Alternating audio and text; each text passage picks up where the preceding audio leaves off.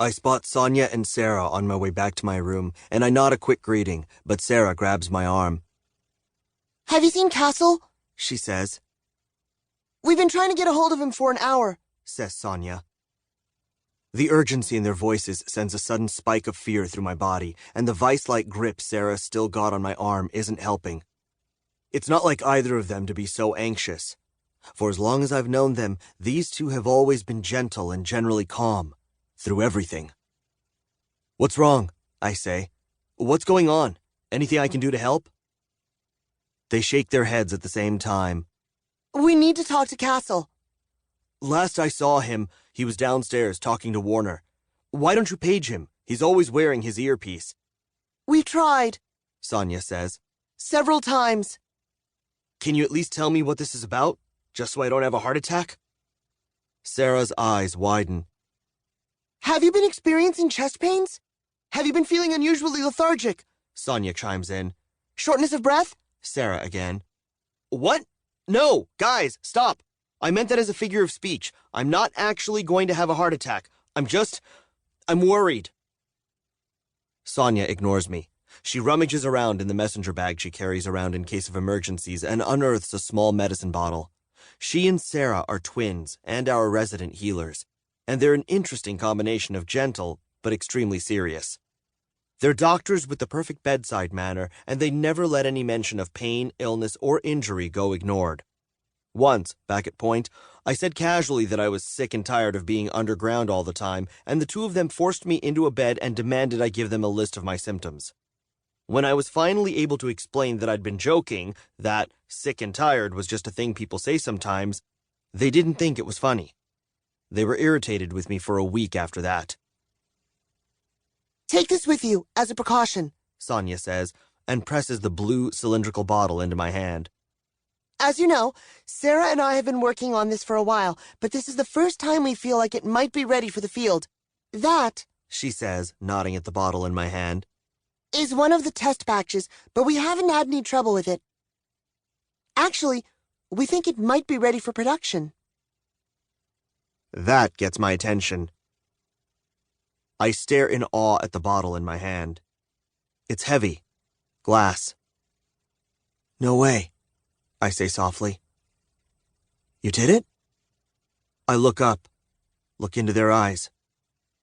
They smile at exactly the same time. These two have been working on creating healing pills for as long as I can remember. They wanted to give us something to take on the road, in the middle of battle, to keep us going if and or when they're not around. Did James work on this at all? Sonia smiles wider.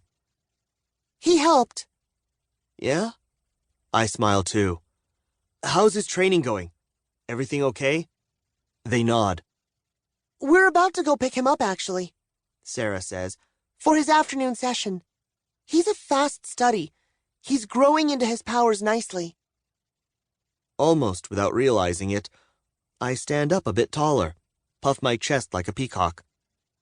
I don't know what right I have to feel proprietary about that kid, but I'm so proud of him. I know he's got a big future ahead of him. "All right. Well," I hold up the bottle. "Thank you for this.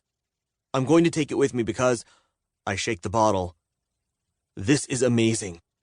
But don't worry. Seriously. I'm not going to have a heart attack."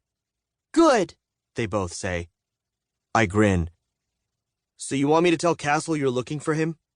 They nod. "And you're not going to tell me what the urgency is all about?" Sarah and Sonia exchange glances. I raise an eyebrow. Finally, Sarah says, "Do you remember when Juliette was shot?" "She was shot 3 days ago, Sarah." I offer her an incredulous look. "I'm not likely to forget." Sonia jumps in and says, "Yes, but the thing you don't know, the thing that no one but Warner and Castle know, is that something happened to Juliette when she was shot. Something we weren't able to heal." "What?" I say sharply. "What do you mean?" "There was some kind of poison in the bullets," Sarah explains. "Something that was giving her hallucinations." I stare, horrified. We've been studying the properties of the poison for days, trying to come up with an antidote, she says. Instead, we discovered something unexpected, something even more important. After a beat of silence, I can't take it anymore. And? I say, gesturing with my hand that they should continue.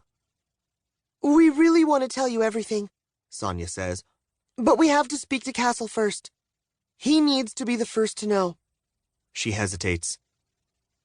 I can only tell you that we think we've discovered something that directly corresponds with the tattoos on the dead body of Juliette's assailant. That guy Nazira killed, I say, remembering. She saved Juliette's life. They nod.